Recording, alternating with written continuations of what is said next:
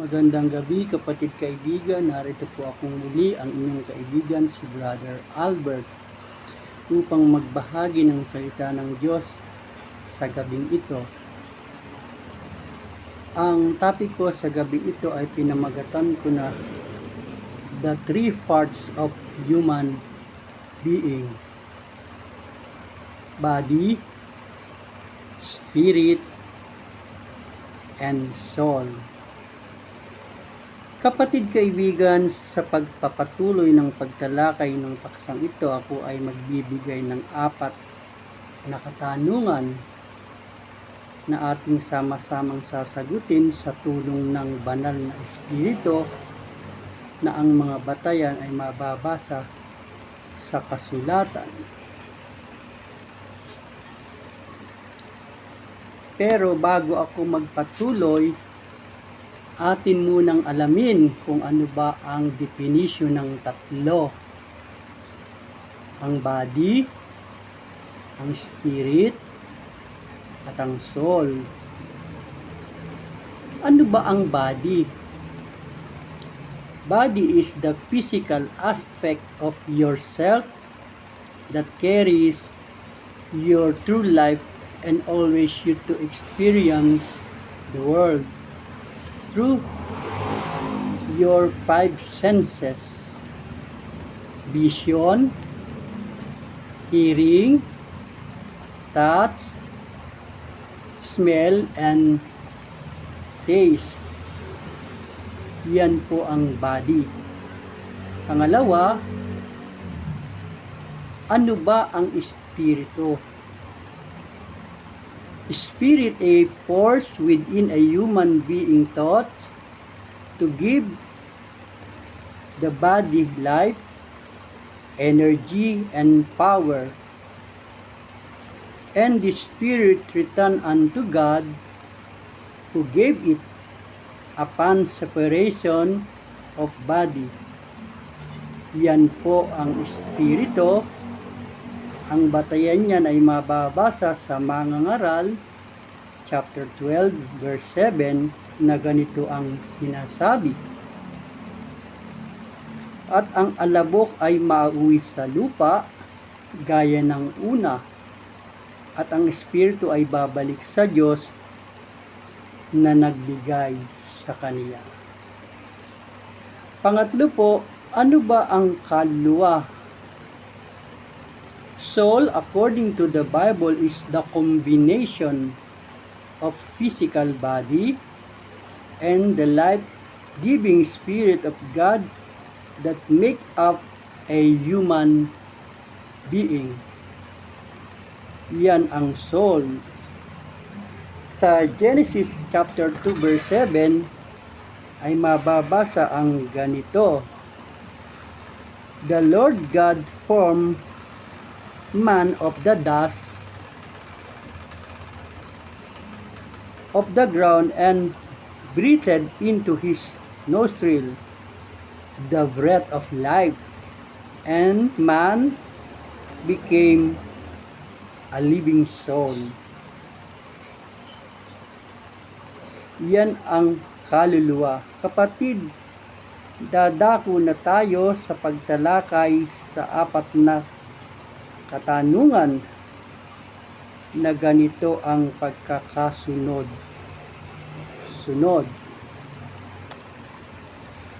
Mula saan nilikha ng Diyos ang tao?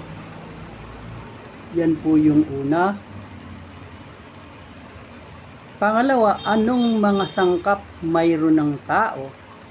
Pangatlo, meron bang kaluluwa at katawan ng tao?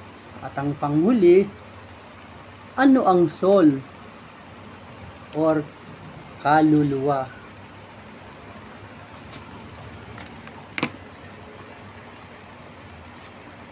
Mula saan nilikha ng Diyos ang tao? Yan po yung unang tanong. Saan nga ba nilikha ng Diyos ang tao?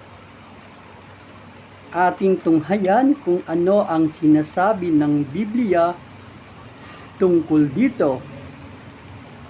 At ganito ang sinabi: At nilalang ng Panginoong Diyos ang tao sa alabok ng lupa at hiningahan ang kanyang mga butas ng ilong ng hininga ng buhay, at ang tao ay naging kaluluwang may buhay.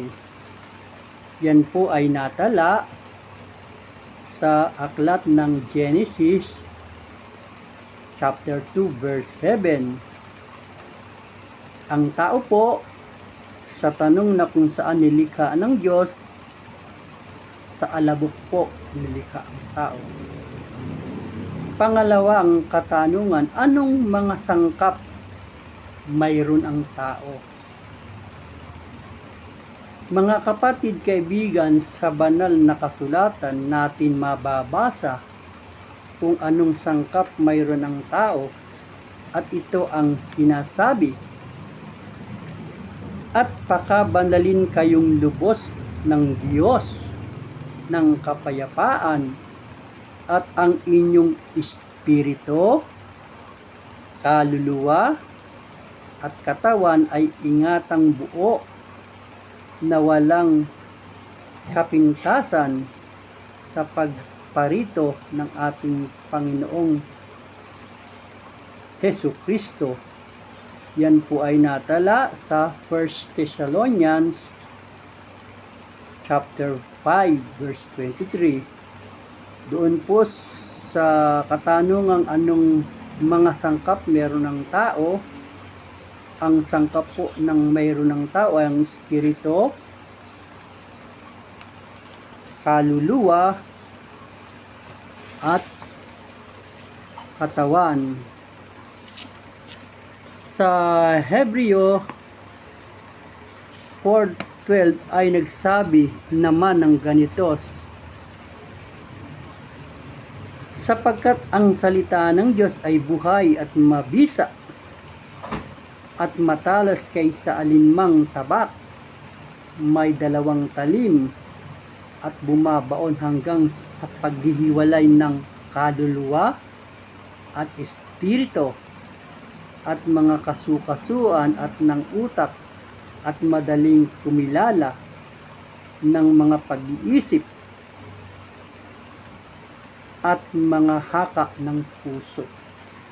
So, tatlo na naman po, kaluluwa, espiritu at kasukasuan. Ang kasukasuan po ay nagre-representante sa katawan.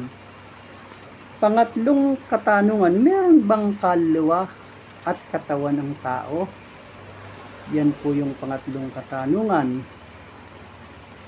Atin pong tunghayan kung ano ang sinasabi ng Biblia patungkol dito.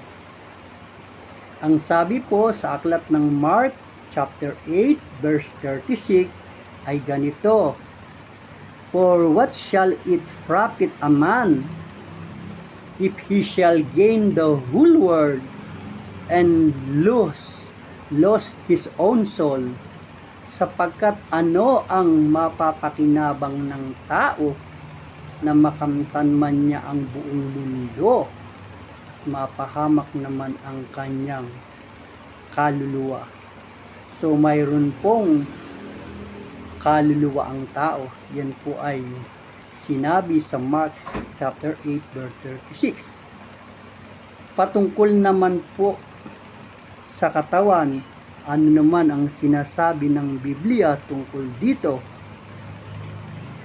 Sa Mangangaral chapter 12 verse 7 ay ganito naman ang sinabi: then shall the dust return to the earth as it was, and the spirit shall return unto God who gave it.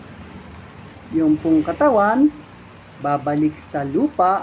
Ang katawan po ay galing sa lupa, kaya babalik sa lupa. So meron pong katawan, meron pong kaluluwa. At ang panghuling tanong, ano ang soul or kaluluwa? Yan po yung apat na katanungan at panghuling katanungan. Ano ang sinasabi ng Biblia patungkol dito? According to the Bible, The soul is the combination of physical body and the life-giving Spirit of God that makes up a human being. At ang batayan po niyan ay mababasa sa Genesis chapter 2 verse 7 na ganito ang nakasulat. And the Lord God formed man of the dust of the ground and breathed into his nostril the breath of life, and man became a living soul. Yun po yung kaluluwa. Kapatid, kaibigan, ang soul po ay may tatlong bahagi. At ito ay ang mga sumusunod: the mind, the will, and the emotion. Ang mind ay kumakatawan sa ating kakayahang mag-isip. Ang sabi po sa Proverbs chapter 24 verse 14 ay ganito: sa gayoy matututo ka ng karunungan na malalagay sa iyong kaluluwa. Kung iyong nasumpungan ito, sa gayoy magkakaroon ka nga ng kagantihan at ang iyong pag-asa ay hindi mahihiwalay. Sa Proverbs chapter 19 verse 2 ay ganito naman ang sinabi: gayon din ang kaluluwa na walang kaalaman ay hindi mabuti. At siyang nagmamadali ng kanyang mga paa ay nagkakasala. Yun po yung sa mind. Mind ay ang kakayanang mag-isip ng tama o may katalinuhang taglay na umunawa. Ang kapangyarihang iyan ay ang magplano, mag-conclude at magpaliwanag ng pagiging dapat o hindi dapat. Sa madaling salita, sa kaisipan na bubuo kung ano ang nararapat niyang gawin o pagpasyahan. Nakapalo po yan doon sa mind. Ang matalino ay isang taong kung saan may kakayanang makatuwiran, may mapanuring pag-iisip, mayroon siyang may mapanuring pag-iisip na mayroon siya na nakatuon sa pagpili kung ano ang paniniwalaan o gagawing kilos. Yan po ang kinapapalooban ng mind. Dadako na po tayo sa will. Will ay kumakatawan sa ating pagpili o kalooban. Sa aklat po ni Job chapter 7 verse 15 ay ganito ang sinabi: na ano pat pinipili ng aking kaluluwa ang pagkainis at ang kamatayan kaysa aking buhay. Yun po ang sabi sa Job chapter 7:15. Sa Job 6 chapter 6 verse 7 naman ay ganito ang sinasabi: tinatanggihang hipuin ng aking kaluluwa ang mga karumal-dumal na pagkain sa akin. So ang will po ay pinapapalooban ng pagpili ng isang tao na kanyang pipiliin. Tayo po ay binigyan ng Diyos ng free will na magpasya sa ating buhay kung ano ang gusto nating tahakin o ano ang gusto nating piliin para sa ating buhay.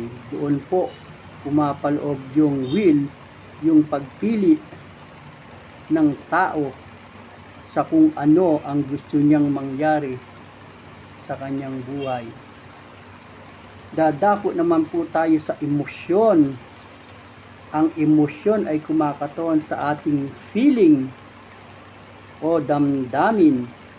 Sa Psalm chapter 86 verse 4 ay ganito ang mababasa: bigyan mong galak ang kaluluwa ng iyong lingkod, sapagkat sa iyo, O Panginoon, itinataas ko ang aking kaluluwa. Sa Isaiah chapter 61 verse 10 ay ganito naman ang mababasa: ako'y magagalak na mainam sa Panginoon, ang aking kaluluwa ay magagalak sa aking Diyos, sapagkat binihisan niya ako ng mga damit ng kaligtasan at kanyang tinakpan ako ng balabal ng katuwiran.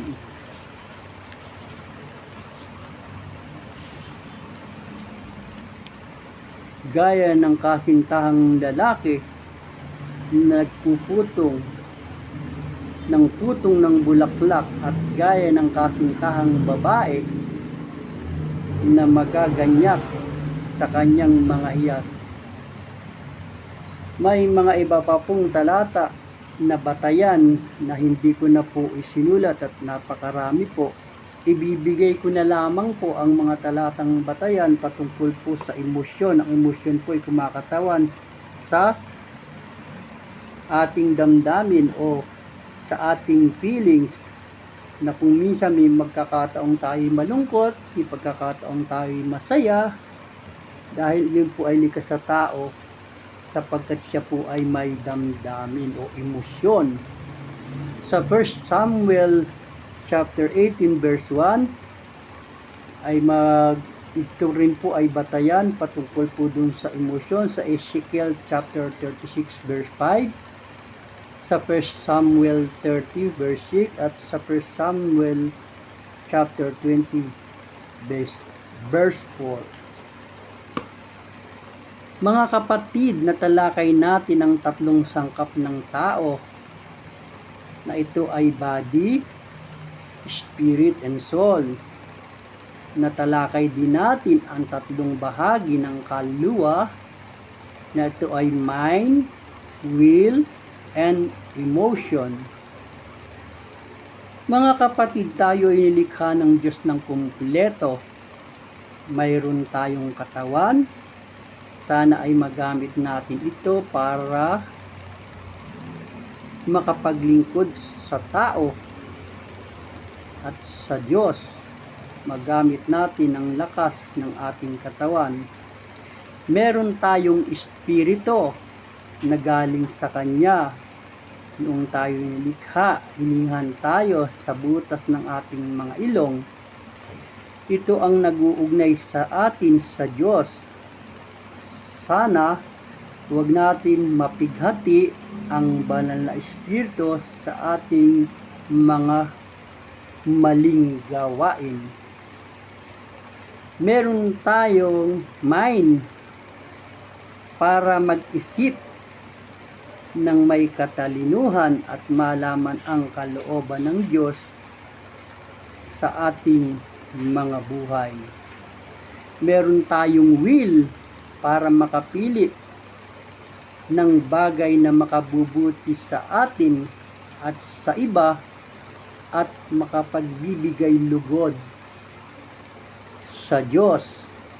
Meron tayong emosyon para makarelate sa mga nadarama ng iba sa panahon ng kanilang kagalakan o ng kalungkutan man. Yan po ang ating tinalakay sa gabing ito. Sana mga kapatid ay makatulong sa inyo ang ating pinag-aralan sa gabing ito. Tayo po ay manalangin. Salamat, Ama, sa maikling oras na ginugol ko sa pagtalakay patungkol sa tatlong bahagi ng tao, yung espiritu, yung body at yung soul, at sa tatlong bahagi ng soul, yung mind, will, and emotion. Salamat po Ama sa katalinuhan, sa karunungan at kaunawaang ibinigay mo sa amin upang ito ay matalakay namin ng maayos sa kapakinabangan ng mga nakikinig at mga nanonood. Hinihingi po namin ang tulong mo, ang siyang sumaamin lagi, ang pagpapalat, pag-iingat mo, ang siyang sumaamin sa lahat ng araw ng aming mga buhay. Ingatan mo kami sa gabing ito sa aming pansamantalang pagtulog sa aming mga buhay upang bigyang kapahingahan ang mga pagod na katawan sa maghapong paggawa. Ito po'y hinihingi namin sa pangalan ng iyong anak na si Jesus na aming Panginoon at tagapagligtas through the power of the Holy Spirit. Amen. Salamat mga kapatid sa maikling oras na ginugol natin sa kalooban ng Panginoon. Sa susunod na linggo, ako ay magtatapik uli ng panibagong topic at ina-upload sa susunod na linggo. Pagpalain at ingatan tayo ng Panginoon. Amen.